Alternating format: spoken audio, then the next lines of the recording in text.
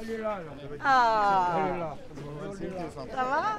Sous le soleil matinal de Librecourt, près d'Hénin-Beaumont, Marine Le Pen est déjà en campagne.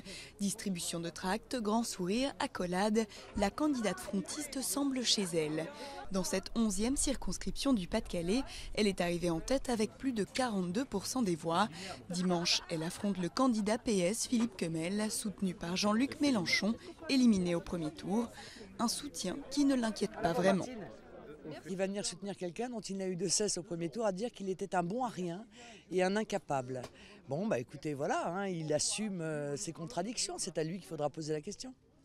Pour le Front de gauche, c'est avant tout une question de morale, un appel à unir toute la gauche derrière Philippe Kemel pour barrer la route au FN. Nous sommes en grand danger. Il faut se mobiliser. Le deuxième tour n'est pas joué d'avance.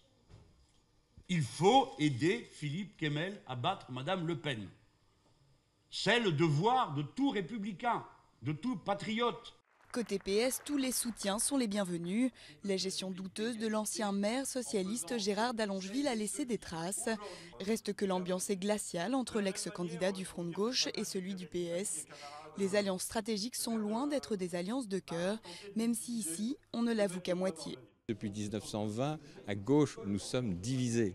Et donc, au premier tour, on va toujours avec notre drapeau.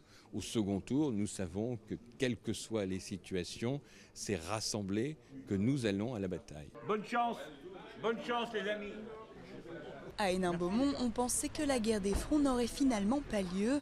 Et pourtant, ce sera Front National contre Front Républicain, après l'appel implicite du candidat MoDem à voter PS.